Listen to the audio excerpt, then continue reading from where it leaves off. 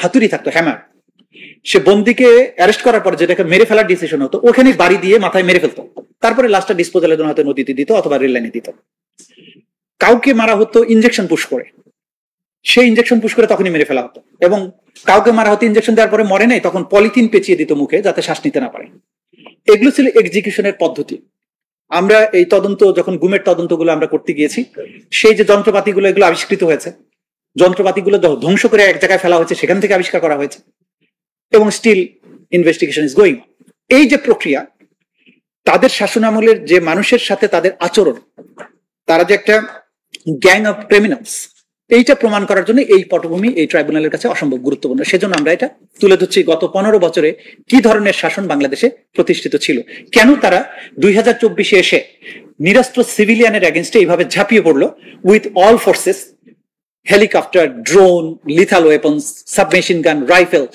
এই যে তরুণ ছাত্র যুবকদেরকে এইভাবে মারলো নির্বিকারে, এবং মেরেই শেষ করলো না, চিকিৎসা নিতে দিল না, পোস্টমর্টেম করতে দিল না, পুড়িয়ে ফেললো, দাফন করতে দিল না, কবরস্থানে নিতে দিল না, জানাজা করতে দিল না। এই যে কাজ, যে মানুষের ক্রিমিনাল অবস্থা, তার ক্রিমিনাল মাইন্ডসেট কতটা তীব্র হলে কোন লেভেলে গেলে এই কাজগুলো করা সম্ভব হয়, সেগুলো তারা করেছে। দেন মাইলট, এই ক্রসফায়ার গুমের বাইরে শাপলা চত্বরে রাজনৈতিক প্রতিবাদকে স্তব্ধ করে দেওয়ার জন্য, ভয় দেখানোর জন্য শাপলা চত্বরে একটা সুনির্দিষ্ট দাবিতে দেশের আলেম সমাজ বিশেষ করে তারা এখানে দাবিতে সমবেত হয়েছিলেন। সেখানে রাতের আধারে যে অপারেশন চালানো হয়, যেভাবে মানুষকে গুলি করে মারা হয়, সেই হত্যাকাণ্ডের বর্ণনা আমরা দিয়েছি, সেই তথ্যগুলো দিয়েছি যে সেখানে কি আচরণ হয়েছে, কি ফর্মে মানুষকে হত্যা করা হয়েছে। এরপরে রাষ্ট্র ফ্যাসিজমকে উস্কে দেওয়ার জন্য শাহবাগে একটা মুভমেন্ট তৈরি করলো, ফাঁসি চাই, বিচার মানি না, ফাঁসি চাই। এবং এখানে তরুণদেরকে ইনভলভ করা হলো, একটা উন্মাদনা তৈরি করা হলো। প্রাইম মিনিস্টার স্বয়ং ইনস্ট্রাকশন দিতেন, 2 জন মন্ত্রীকে এটার জন্য দায়িত্ব দেওয়া হয়েছিল, এবং পার্লামেন্টে উনি দাঁড়িয়ে বললেন যে আমার মনটা তো শাহবাগেই পড়ে থাকে। সুতরাং এটা বোঝাই গিয়েছে যে শাহবাগের এই মুভমেন্টটা ছিল তাদের একটা রাজনৈতিক পলিসির অংশ। সেখানে দাবি করে বাকি মানুষদেরকে হত্যা করার ব্যাপারে, জুডিশিয়ালি কিল করার ব্যাপারে একটা পটভূমি তৈরি করা, প্রেক্ষাপট তৈরি করার জন্য কাজ করা। এই যে কাজ একটার পর একটা তারা করেছেন, সেগুলোর বর্ণনা আমরা এখানে তুলে নিয়ে এসেছি। 2014 সালে নির্বাচনে সেখানে ভোটারবিহীন বিনা প্রতিদ্বন্দ্বিতা 153 জন, কারণ প্রতিপক্ষের প্রতি এমন একটা অবস্থা তৈরি করা হলো তারা আর নির্বাচনেই গেলেন না। 2018 সালে নির্বাচনে গেল, কিন্তু রাতের বেলা ভোট হয়ে গেল। 2024 সালে ইলেকশন হলো, আমি এবং ডামির ইলেকশন হলো। বোঝা যাচ্ছে যে জনগণের যে শক্তি, একটা রাষ্ট্রে, একটা রিপাবলিক, যেটা রাজতন্ত্র নয়, এটা রিপাবলিক, জনগণ তার ইচ্ছা অনুযায়ী তার শাসক নির্বাচিত করবেন। সেই জায়গায় তারা যেটা করলেন যে মানুষ যাতে ভোট দিতে না পারে, একটা জিনিস এনশিওর করা যে মানুষকে ভোট দিতে দেয়া যাবে না, আমি ইচ্ছা মতো যেমন খুশি রেজাল্ট নিয়ে আসবো, সেটার জন্য এক এক সময় এক এক মেকানিজম। প্রথমবার এমন পরিস্থিতি তৈরি করা বিরোধী দল যাতে অংশ না নেয় বিনা প্রতিদ্বন্দ্বিতায়। দ্বিতীয়বার প্রতিদ্বন্দ্বিতার সুযোগ দিলে কিন্তু মাঠে কাউকে যেতে দিল না, পোস্টার লাগাতে দিল না, ভোট চাইতে দিল না, ভোট কেন্দ্রে যেতে দিল না। মওদুদ সাহেবের মতো সিনিয়র লয়ার তাকে বাসা থেকে বেরোতে দিল না। মাহবুবউদ্দিন খোকনকে বের হলো, তার বুকে সর্দা রাইফেল ঠেকিয়ে গুলি করে দেওয়া হলো।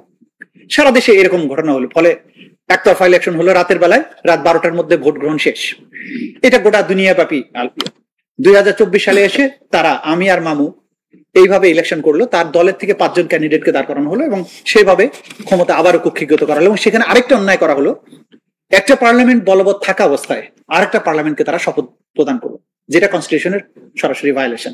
এবং এই লিগাল পয়েন্টটা রেজ করার জন্য ব্যক্তিগতভাবে আমাকে পর্যন্ত হুমকি দেওয়া হয়েছিল সুপ্রিম কোর্টের মতো ওপেন কোর্টে, চিফ জাস্টিস স্বয়ং সাবধান করে দিচ্ছি, এই ধরনের কথা কখনো বলবেন না। আমি বলেছি আমি কনস্টিটিউশনের ব্যাখ্যা দিয়েছি, বলছে আর একটা কথা বলবেন না। এবং একই কথা ব্যারিস্টার মাহবুবউদ্দিন খোকন বলেছিলেন বলে তাকে কোর্টরুম থেকে বের করে দেওয়া হয়েছিল। সুতরাং এই যে দানবীয় শাসন, সেটা যে শুধু প্রশাসন করেছে তা না, বিচার ব্যবস্থাও একটা দানবে পরিণত হয়েছিল। যাকে খুশি সাজা দেয়া, যখন খুশি কোর্ট বসানো, যখন খুশি ধমক দেয়া, এই কাজগুলো এই একটা রাষ্ট্র আর রাষ্ট্র ছিল না, এটা নিপীড়কের ভূমিকায় অবতীর্ণ হয়েছিল, যে কারণে 2024-এর বিপ্লবটা অনিবার্য হয়ে পড়েছিল। এরপরে সাধারণ যে স্থানীয় সরকার নির্বাচনগুলোকে, সেখানেও যাতে কোনো ফেয়ার ইলেকশন না হয়, সেখানে দলীয় প্রতীক দিয়ে দেওয়া হলো। যাতে দলীয় প্রতীকের বিরুদ্ধে কেউ আর ইলেকশনে দাঁড়ানোরই সাহস না পায়। ওখানে যে একটা ফেয়ার সিলেকশন হবে সেই সুযোগটা কিন্তু তখন আর রাখা হয়নি। নির্বাচনের আগে এবং পরে বহু সংখ্যক মানুষকে গুম করা, মামলা দেয়া, এই কাজগুলো তারা করেছেন এবং এই যে তথ্যসূত্র সেগুলো আমরা দিয়েছি। সূচিপত্রের পেজ 67 থেকে প্রথম খণ্ডে 67 থেকে শুরু করে 180 পর্যন্ত এটা আমরা দিয়েছি। একটা হচ্ছে যে আমরা বলেছি আওয়ামী লীগকে সুবিধা দিতে 130 আসনের সীমানা বদল, সিরিয়াল 7। 8 নম্বরে প্রণব মুখার্জির বই দি কোয়ালিশন ইয়ার্স, যেখানে ওই সেফ এক্সিটের কথা বলা হয়েছে। 9 নম্বরে হচ্ছে 2011 সালে বাতিল হয়েছিল তত্ত্বাবধায়ক সরকার কি পদ্ধতিতে বাতিল করা হয়েছিল সেটা। 10 নম্বরে উত্তাল সময়ে যেভাবে 2024 সালের 5 জানুয়ারি একতরফা নির্বাচন হয়েছিল সেটা, বিবিসি রিপোর্ট। 11 নম্বরে মঞ্জুরুল ইসলামের বই 2014 থেকে 2018 দলীয় সরকারের অধীনে প্রশ্নবিদ্ধ নির্বাচন, এই সংক্রান্ত একটা লেখা।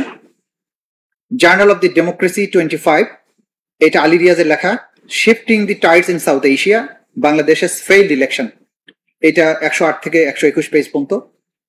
13 নম্বর সিরিয়ালে ভায়োলেন্স সাবসাইডস অ্যাজ ক্যাম্পেইন এন্ডস, এইটা ডেইলি স্টারের রিপোর্ট, 122 থেকে 1030 লিখছে। 14 নম্বর সিরিয়ালে কাদির কল্লোলের সংসদ নির্বাচন 2018 যেভাবে হয়েছিল 30 ডিসেম্বরের নির্বাচন, 131 থেকে 140 পেজ। 15 নম্বরে নির্বাচনী সহিংসতায় 21 দিনে নিহত 22, 141 থেকে 143। 16 নম্বরে 14/11/2022 তারিখের একটা রিপোর্ট, অন্য কোন দেশে আগের রাত্রে ব্যালট বক্স ভরার কথা শুনিনি, এটা জাপানি রাষ্ট্রদূত বাংলাদেশে বলেছিলেন, 144 নম্বর পেজে আছে। আল জাজিরার প্রতিবেদন, Mahmud Faisal, Sheikh Hasina wins 5th term in Bangladesh amid turnout controversy, 145 থেকে 153। হিউম্যান রাইটস ওয়াচের প্রতিবেদন, violent autocratic crackdown ahead of elections, এটা 154 থেকে 159।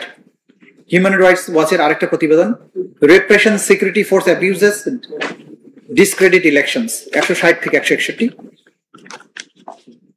20 নম্বরে 4 বছর আগে মৃত বিএনপি নেতার সাজা, এটা 162 থেকে 163, এটা বিচার বিভাগের ব্যাপারে বর্ণনা করতে গিয়ে বলা হয়েছে।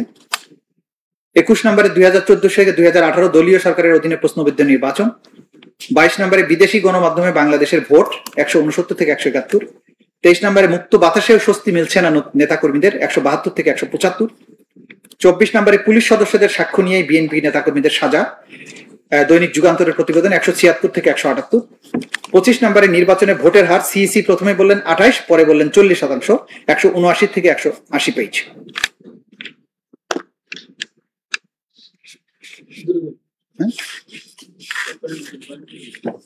কন্টিনিউ করবো? মানে should I continue or after this? পরে আমরা অন্য পার্টে যাব, দুর্নীতি।